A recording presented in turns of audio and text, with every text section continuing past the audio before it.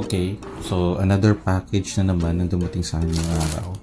So I want to know what this is, but I have a clue na. I think this is another prize that I won in a bidding.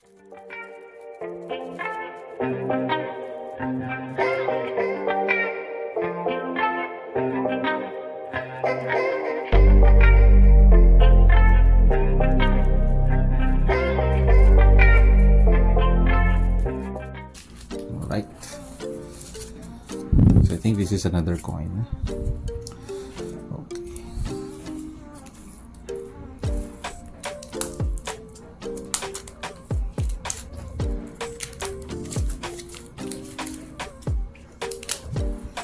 Minsan sa dami ng dumadating dito sa bahay, hindi ko na alam kung ano-ano yun.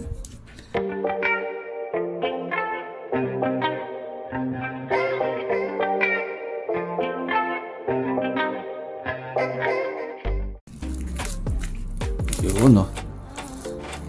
Alright. Alright. Okay. May freebies. There's a freebie. Wow. This is Lapu-Lapu 1989 1 centavo coin.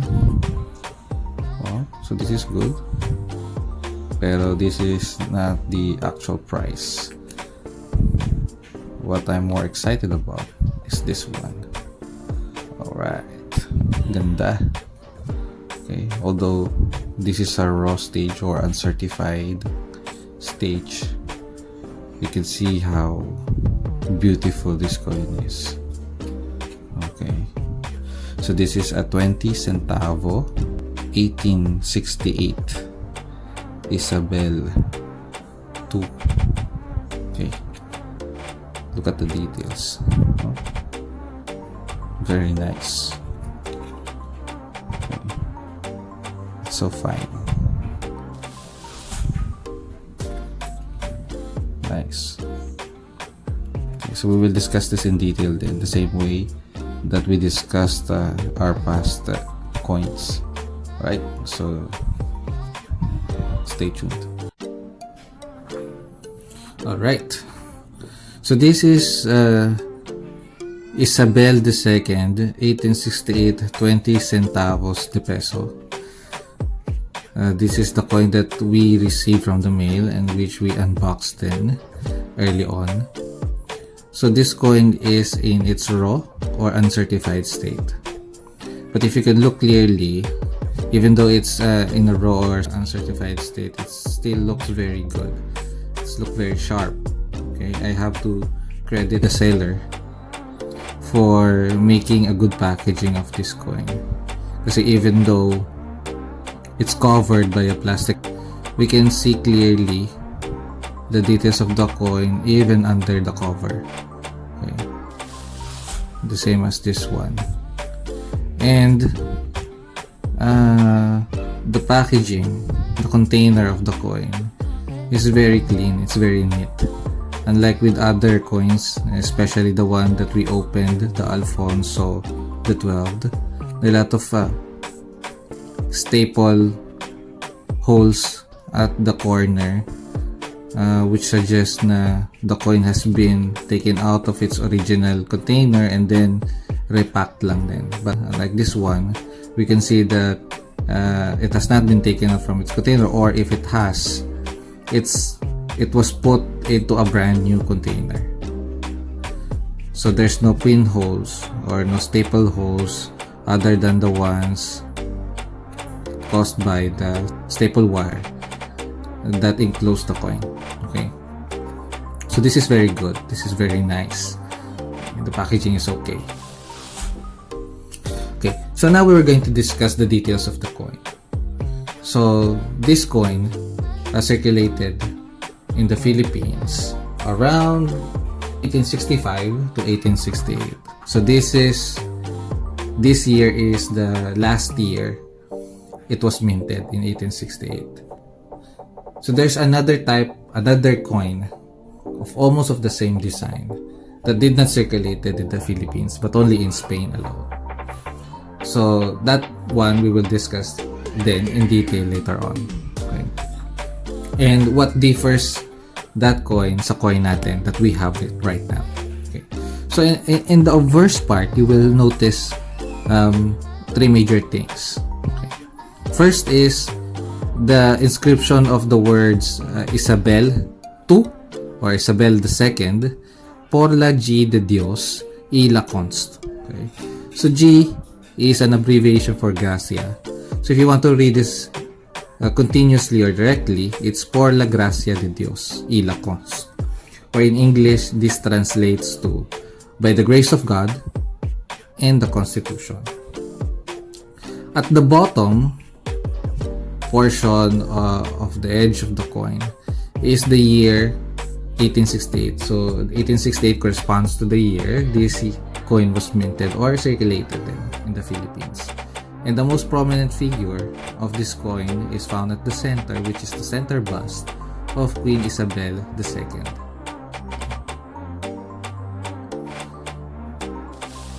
On the edge naman, if you could see it clearer, okay, maybe this is the clearest that I could get. On the edge, you will notice a reeded edge of the coin. Reeded meaning there are vertical lines at the edge of the coin. Okay, so that's a distinction for a 20 centavo de peso. On the back side or on the reverse side, you will notice four things on the coin. First is the engraving Reina de las Españas, which literally translates to Queen of Spain. The second is the 20 centavos de peso, which is the denomination of this coin. And the third is the mint mark at the bottom, which is a 5-pointed star. And the most prominent portion of this coin is the center, which corresponds to the Spanish coat of arms during the time of Queen Isabella II. Now, I told you before we discussed this coin that there is another coin that almost resembles in design of the 20 centavo de peso, but only circulated in Spain. So the difference between the coin that circulated in Spain versus that of the Philippines can be found on the obverse part. The one in the Philippines and in Spain almost have the same or identical obverse side, and the difference can be found on the reverse side of the coin. Okay. The one that circulated in Spain has the denomination at the bottom. Okay. Unlike this one, the denomination is on both sides of the shield or the coat of arms. But the one that circulated in Spain has the denomination at the bottom of the shield or at the bottom of the coat of arms of Spain. Another difference that you'll notice between the two coins is the currency. The one that circulated in the Philippines has the currency centavos de peso, while the one that circulated in Spain has the denomination 20 centavos or 20 centimos de escudo, and the denomination is located at this lower side of the coin. Another difference that you'll need to look at when differentiating which coin circulated in the Philippines and which coin did not is the mint mark. The one that's circulated in the Philippines always has the 5-pointed star as the mint mark. Okay, if you look at it.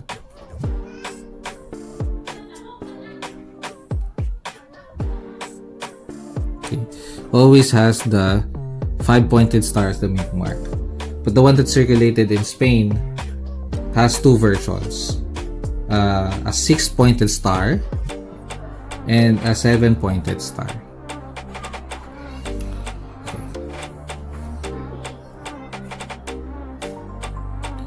Now, Queen Isabella or Queen Isabella II, reigned Spain from 1833 to 1868. But she was born in 1830, so she took over the throne at the age of 3 years old. Her reign was characterized as marked by many intrigues, anti-chambers influences, and military rebellion or coup d'etat.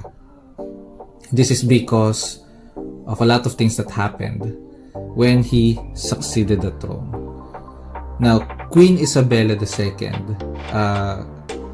is the daughter of Ferdinand VII of Spain.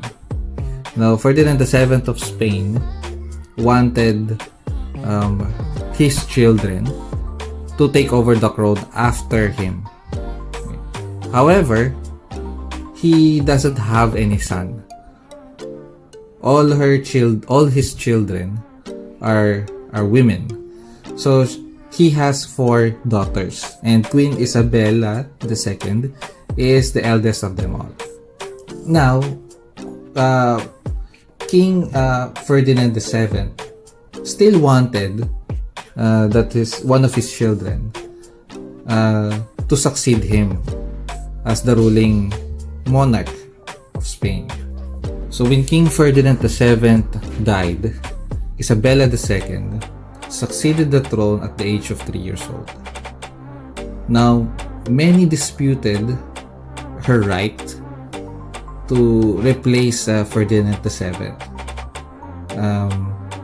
because they do not recognize a female as a sovereign that could lead the country. So what her mother did was transition Spain from absolute monarchy to constitutional monarchy by adopting the Royal Statute of 1834 and the Constitution of 1837. They made a way to make the transition of leadership from Ferdinand VII to Queen Isabella II legal and acceptable by transitioning to constitutional monarchy. Now, in terms of Queen Isabella's influence in the history of the Philippines, it was during her reign in 1857 that Queen Isabella II issued a decree ordering the founding of the Casa de Moneda de Manila in the Philippines with the sole purpose of minting coins. So, from that time forwards, coins are not anymore minted in Spain and shipped to Manila. The Casa de Moneda de Manila, located in the Philippines, already produced its own coin for Philippine circulation. Also, due to the founding of the Casa de Moneda de Manila, all coins struck in Manila bore the name of the colony Filipinas. It was the first time that the word Filipinas was engraved in the coins circulated in the Philippines. Queen Isabella was also known to be a woman surrounded by many men. So that's why there's a gossip that revolves around her and his son, King Alfonso XII. That one we discussed in the video when we tackled about the 50 centavo, King Alfonso XII. If you have not watched that video yet, you may look for the link below. Okay? So right now, the question would be, anong value, diba? What's the value of this coin? Considering its age, its composition, and its current state, which is the uncertified. So this coin has 5 years in it. So this was minted from 1864 to 1868. So it circulated in the Philippines for 5 years. In 1868 is the most common and the most recent. So it's the youngest among the series of coins that bore the same design. So in 1868, the total number of quantity minted was accounted to be at 1.1 million pieces. So this coin is fairly common because it has a lot of quantity made during that time. In terms of composition naman, this coin has a very high silver content. It has 90% silver on it. So it's play a big factor on the value of this coin. At the same time, although this coin is the youngest among the series of coins of the same design, at this year, it's already 152 years old. It's not literally young at this stage, diba?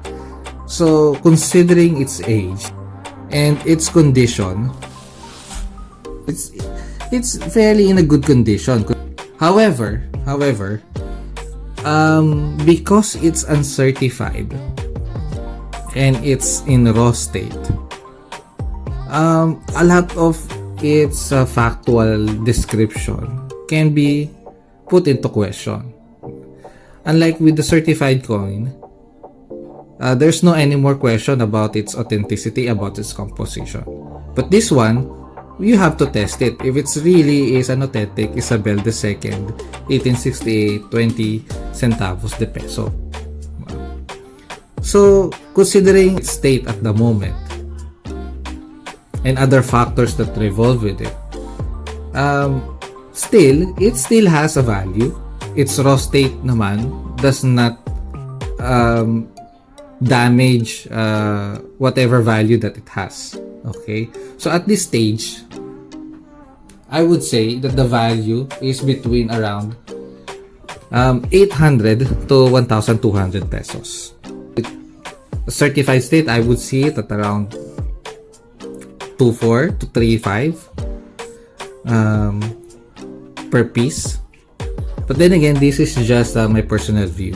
Okay, so the value naman, as I've mentioned before, does not rest on the market. It rests on the collector or the buyer of the coin. So if you learned something new today and you like this video, please don't forget to click on the like and the subscribe button below and make sure you hit the bell so you'll be notified of my succeeding videos. Bye-bye!